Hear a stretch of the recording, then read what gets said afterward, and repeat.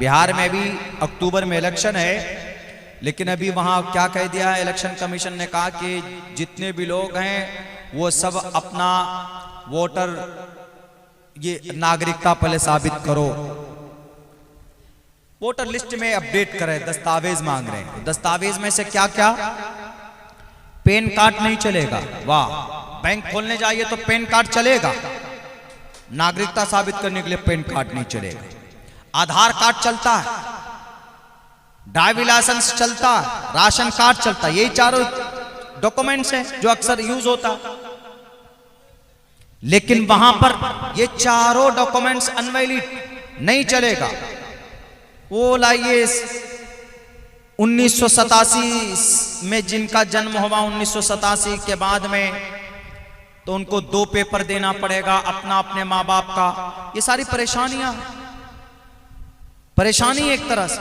अब से पहले बड़ी परेशानी आई कौन सी? वक्फ की, वो भी एक बहुत बड़ी परेशानी। हिंदू भाई बोलने लगे कि क्या हुआ, वक्फ की प्रॉपर्टी जा रही, वक्फ की कोई वक्फ का फरमान है ही नहीं कुरान में। ये मुसलमानों ने, मौलानाओं ने अपने तरफ से तकरीर में कह कह के लोगों को बरगला दिया।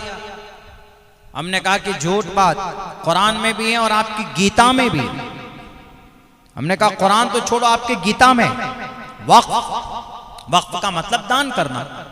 आप ही अगर कहीं पर कोई मस्जिद बनती है, कोई जमीन दे देता है, दान करना, वही दान। हमने कहा इसी दान को वक्फ बोलते हैं।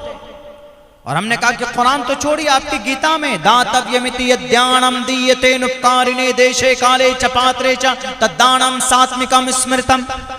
एक गुरुजी भी आए हुए थे दिल्ली से, एक प्रोग्राम में भी 15-20 दिन पहले की बात है। हमने कहा कि गुरुजी हिंदू धर्म गुरु थे, वो कोई महाराज थे, वो गीता लेके आते हैं अक्सर जगह पर। दीनी जलसों में उनको कहीं पर बुलाते हैं जहाँ पर हिंदू मुस्लिम जैसे मिल के रहते हैं। अभी एक प्रोग्राम था भागलपुर में, तो वहाँ उस मोहल्ले के अंदर में जो मुखिया वगैरह सब थे वो यादव ही थे, हिंदू थे। उन्होंने कहा कि मौलाना साहब आपका मदरसा है, सारा खर्चा हम करेंगे, आधे से ज़्यादा खर्चा हम करेंगे, लेकिन शर्त यह है कि आपका चतुर्वेदी आएगा तो हमारा भी महाराज आएगा, दिल्ली से हम बुलाएंगे। कहा कोई बात नहीं, बुला लीजिए, अच्छी बात है, हिंदू मुसलमान मिलकर रहे जितना इतनी अच्छी बात है। तो वहां पर एक तरफ कुरान की बात हो रही थी, एक तरफ गीता। तो मुझे दावत दिया गया, वहां पर हम पहुंचे तो वो गुरुजी महाराज साहब जो थे उनके पास गीता, वो गीता खोल कर पढ़ते थे, गीता का मंत्र पढ़ते थे, लोगों को समझाते थे। धर्म क्षेत्रे कुरुक्षेत्रे समवेता योत्समः मामका पांडवाश्च किम कुर्वत् संजयः कुतस्तवा कस्मलिदं विस्मये समुपस्थितम् अनार्य जुष्टम कीर्ति कर्मजुनः शुद्रो हृदय दौर्बल्यम। ये गीता के श्लोक हैं, गीता के मंत्र हैं। तो वो पढ़ते थे, उसका एक्सप्लेन करते थे। हमारा नंबर आया, बैठे हुए थे। हमने कहा कि गुरुजी आजकल एक बहुत बड़ा इल्जाम मुसलमानों पर लगाया जा रहा, ये जो वक्फ की प्रॉपर्टी है आपके इस बंगाल में भी 82,000 एकड़ जमीन है, 82,000 एकड़ जमीन आपके बंगाल में है वक्फ की। वक्फ का मतलब जिसको दान कर दिया अल्लाह के रास्ते में। आप में से बहुत से लोगों को नहीं मालूम। तो हमने कहा कि आपकी तरफ से इल्जाम लगता है कि मुसलमानों का जो कुरान है उस कुरान में वक्फ का कहीं चर्चा ही नहीं, दान का कहीं चर्चा ही नहीं। हालांकि है, कुरान में है, लन तनालुल बिर्रा हत्ता तुनफिकू। नफका यनफिकू का मतलब आता है खर्चा करना, अल्लाह के रास्ते में खर्च करना, देना। कई जगह पर लफ्ज वक्फ नहीं है, लफ्ज वक्फ एग्जैक्ट वक्फ नहीं है। हमने कहा कि लफ्ज वक्फ एग्जैक्ट नहीं, लेकिन दूसरा लफ्ज है अल्लाह के रास्ते में दान करना, खर्च करने के लिए। नफकुन, नफका यनफिकु, नफकुन युनफिकून, अनफक युनफिकु इन्फाक लफ्ज है, इस्तेमाल कई जगह होगा। हमने कहा कि हमारा कुरान तो छोड़िए, आपके जितने भी मीडिया वाले हैं उनको कहिए कि श्रीमद् भगवत गीता अध्याय 17 मंत्र नंबर 20 में है, दातव्यमिति यद्यानम दीयते नुक्कारिणे देशे काले च पात्रे च तद्दानम सात्मिकम स्मृतम। मैंने गुरुजी से कहा कि देखिए आपके पास गीता है, मैंने कहा कि आप खोल कर देखिए कि गीता के अध्याय 17 मंत्र नंबर 20 में है कि नहीं है लिखा हुआ ये मंत्र। और इस मंत्र का तर्जमा क्या है? इस मंत्र का मतलब यह है कि अगर आपके गांव में कोई गरीब है उसकी मदद करना दान है, आपके गांव में कोई भूखा है उसको खाना खिलाना दान है, आपके गांव में कोई कमजोर आदमी है पैसों की जरूरत है उसको पैसा देना दान है, किसी की कोई मदद कर रहा है गांव में तो मदद करना दान है। और ये दान होना चाहिए। श्री कृष्ण जी का पैगाम, हमने कहा कि अल्लाह के नबी ने भी यही बात कही, हमारे नबी ने जनाब मोहम्मद रसूलुल्लाह ने, और अल्लाह ने कुरान में, अल्लाह के नबी ने अपने हदीस में कि दान करो, खर्च करो, दान करना चाहिए, सदका करना चाहिए। सदक़े से बड़ी बड़ी बलाएं दूर हो जाती है। सदक़तु तरुद्दुल बला। आपके घर में अगर कोई परेशानी है, कोई बीमारी है, आप बहुत परेशान हैं, तो आप सदका दिया कीजिए। सदक़े में कुछ भी दीजिए, पैसा दे सकते हैं, जानवर दे सकते हैं, सदका कर सकते हैं। अस्सदक़तु तरुद्दुल बला। और ये बहुत ही ज्यादा कामयाब फार्मूला है, सदका देना, सदका देकर परेशानी को टालना। मैं आपको एक छोटा सा वाकया बताता हूं। मेरे एक उस्ताद मोहतरम थे, उनका एक बेटा तकरीबन 3 महीने का जन्म हुआ, बहुत खतरनाक बीमारी हो गई उसको। यानी वो बच्चा 3 महीने का था तो डॉक्टर ने कहा कि अगले 1 महीने के अंदर ये बच्चा नहीं रुकेगा। इस मर्ज का कोई भी पेशेंट नहीं रुकता है, बचता नहीं है। शायद कोई खतरनाक बीमारी, कैंसर वैंसर कुछ इस तरह का हुआ होगा। तो वो हमारे जो उस्ताद थे बड़े नेक थे, बड़े अल्लाह वाले, उनसे लोग बड़े अकीदत रखते थे, बड़े अल्लाह वाले थे। तो उन्होंने, डॉक्टर ने कहा कि कारी साहब बच्चे को आप लेकर जाइए घर पे रखिएगा वहीं पर, क्यों खामखा वेंटिलेटर पर रखे में इतना पैसा खर्चा हो रहा है। तो उन्होंने कहा क्यों? कहा कि ये ज्यादा दिन तक नहीं टिकेगा। कहा कैसे? कहा कि इस मर्ज का जितना भी बच्चा आज तक आया है 99% बच्चा जिया नहीं है, मर गया है। इसीलिए बेहतर है आप पैसा कम से कम बच जाए, दवाई मैं लिख देता हूं, घर पे खिलाइए। हिंदू डॉक्टर था। तो उस हिंदू डॉक्टर ने कहा, उस हिंदू डॉक्टर को उस कारी साहब ने कहा कि तुम खुदा हो जो तुम कह रहे हो कि ये बच्चा नहीं बचेगा। अब उन्होंने एकदम बिल्कुल जलाल में आकर, बेटा था, मासूम बच्चा होता, उस पर तो दया और देखकर वैसे भी आदमी का दिल मोम हो जाता है। अगर किसी मौलिक बीमारी हो उस बच्चे को तो और ज्यादा आदमी का दिल वो होता। उन्होंने देखकर ये कहा कि देखो ए डॉक्टर सुन, अगर मेरे खुदा ने इस बच्चे के लिए मौत लिख दिया है तो खुदा को अपना फैसला बदलना होगा। ये जुमला बहुत खतरनाक है, ये आदमी को काफिर भी बना सकता है। अगर अल्लाह किसी के लिए मौत लिख दे तो कोई टाल सकता है? नहीं टाल सकता। लेकिन वो क्या कह रहे हैं? अगर अल्लाह ने मौत लिख दिया इस बच्चे को तो अल्लाह को अपना फैसला बदलना होगा। कौन करेगा? आदमी कह रहा है। ऐसा हो सकता है? जी ऐसा हो सकता है। अल्लाह के नबी की हदीस है, कुछ नेक लोग ऐसे होते हैं, लो अक़सम बिल्लाहि ला बर्रहुल्लाह, कुछ अल्लाह के नेक बंदे ऐसे होते हैं, उनका रिश्ता अल्लाह से इतना मजबूत होता है, इतना मजबूत होता है कि अगर वो जमीन पर कसम खा लें किसी चीज पर तो अल्लाह उसकी कसम को आसमान में पूरा करते हैं, वहां से पूरा करके भेजते हैं। ये हदीस में। लेकिन ये हर कोई नहीं, हम और आप नहीं, कुछ अल्लाह के नेक बंदे। पता नहीं चलेगा, आप ही में से कोई होगा, हम में से कोई होगा, लेकिन पता नहीं चलेगा। क्यों? कपड़े उल्टे सीधे होते हैं, परागंडा बाल है, यानी आप परख नहीं पाएंगे कि अल्लाह का नेक बंदा। लेकिन जब उनका कनेक्शन अल्लाह से जुड़ता है तो मन कान लिल्लाहि कान अल्लाहु लहु, अल्लाह उनका वो अल्लाह का।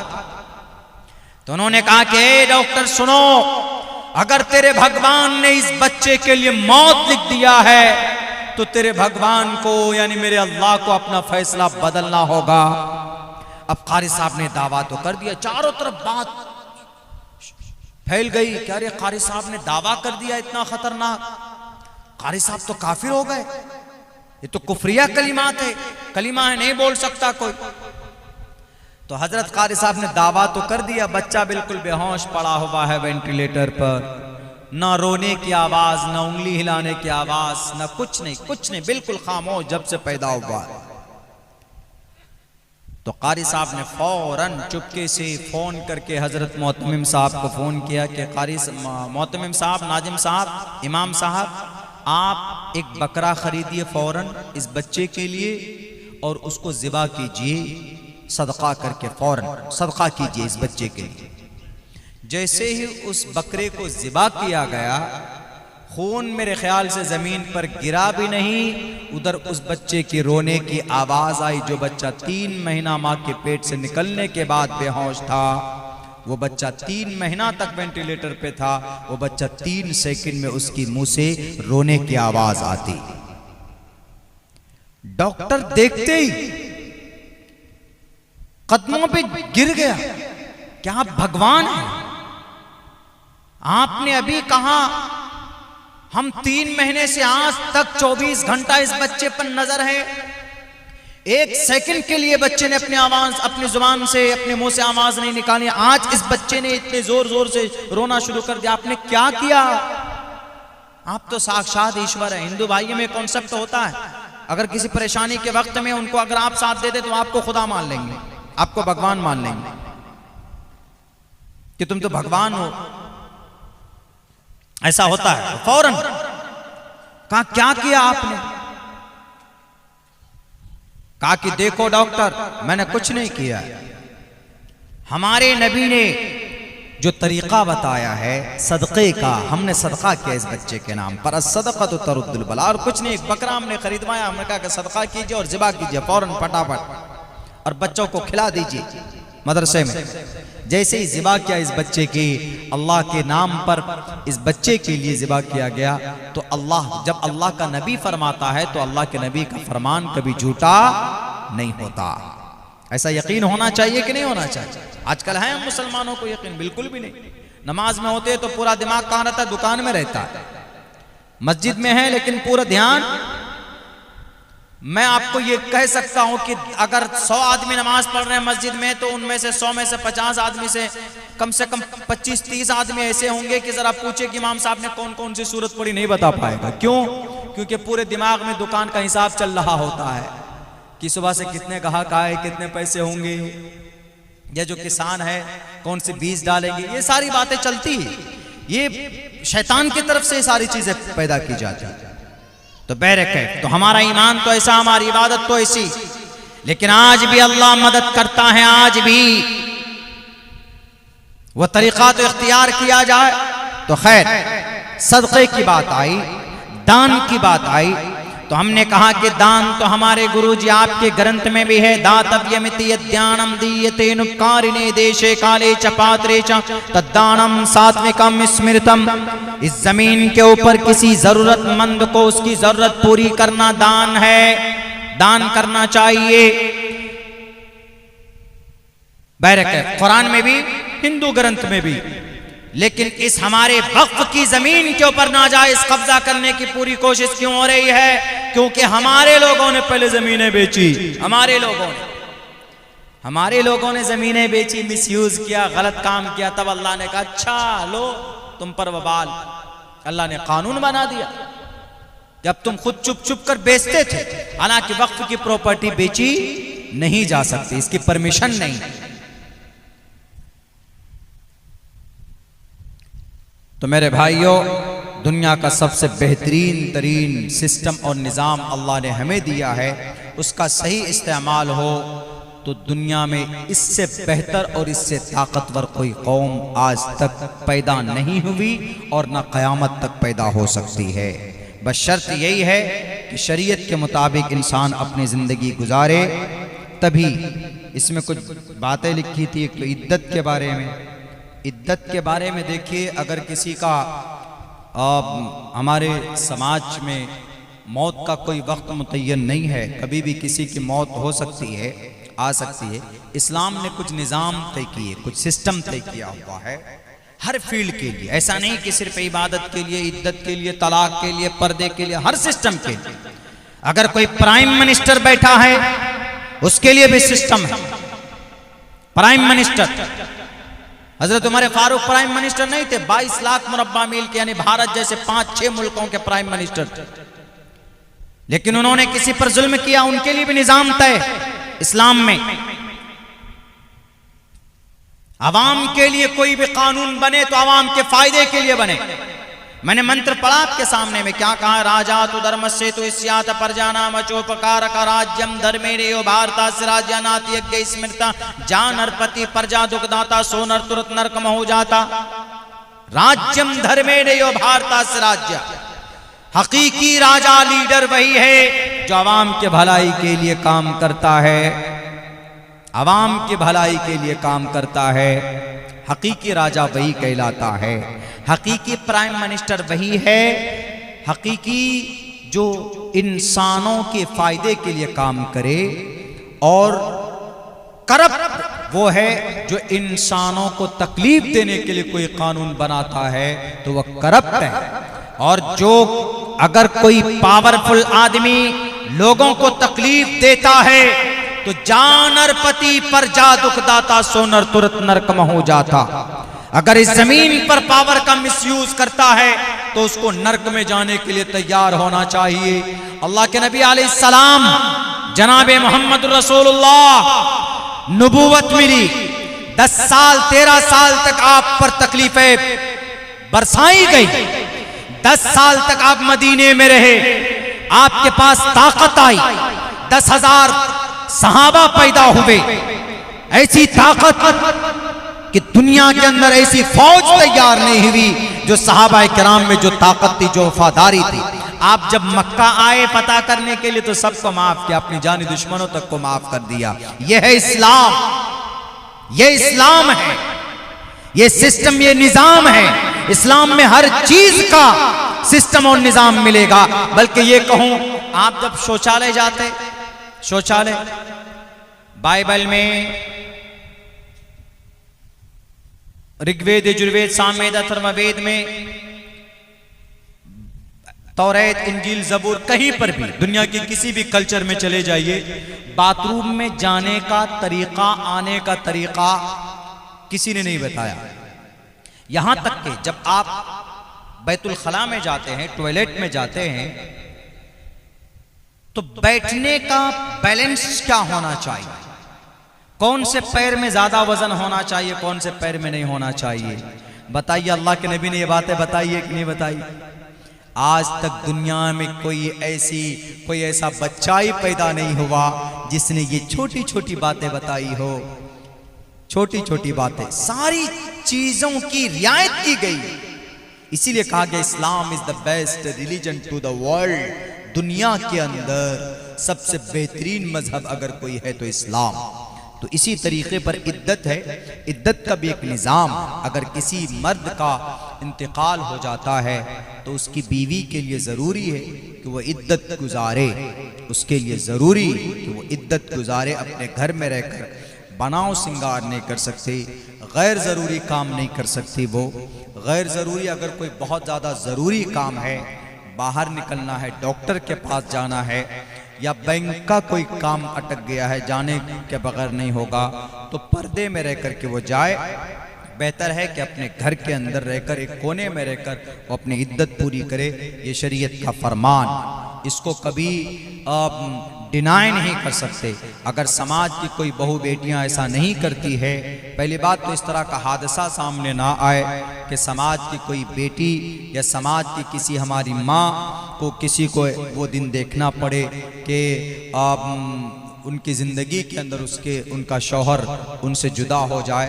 बहरकैफ मौत तो बरहक है, वो तो आना ही है, लेकिन अल्लाह ने एक निज़ाम तय किया है औरतों के लिए इद्दत का।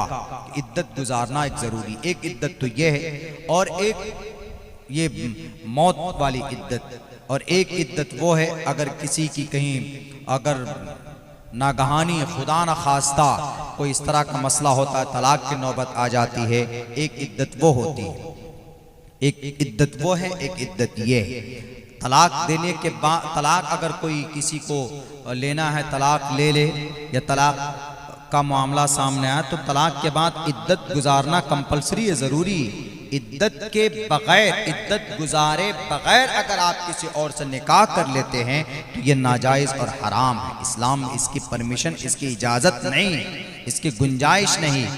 तो मेरे भाइयों, इन सारी चीज़ों को और भी अगर कोई बहुत ज़्यादा बारीक मसला है तो आप इमाम साहब से रुजू कर सकते हैं, मुफ्ती साहब से रुजू कर सकते हैं। ये हमारे धर्म गुरु होते हैं। आपके समाज का, मोहल्ले का सबसे बड़ा आलिम आपका इमाम होता है। आपका इमाम, दीन की, शरीयत की जानकारी उनके अंदर है, आप उनसे रुजू कीजिए। इसलिए कि नमाज से बढ़कर कोई बड़ा अमल तो है नहीं।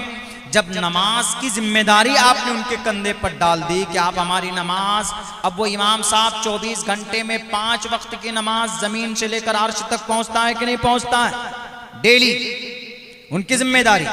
इसलिए अगर इमाम आलिम दीन है तो आप दीन और शरीयत का कोई भी मामला है आप उनके सामने में रखिए, और रखना भी चाहिए। कोर्ट कचहरी या दुनिया के किसी और अदालत के चक्कर में जाने से पहले आप अपने आलिम दीन के पास आएँ, मौलाना ऐसा ऐसा मामला सामने आया है, कुरान और हदीस की रोशनी में आप हमें बताएं।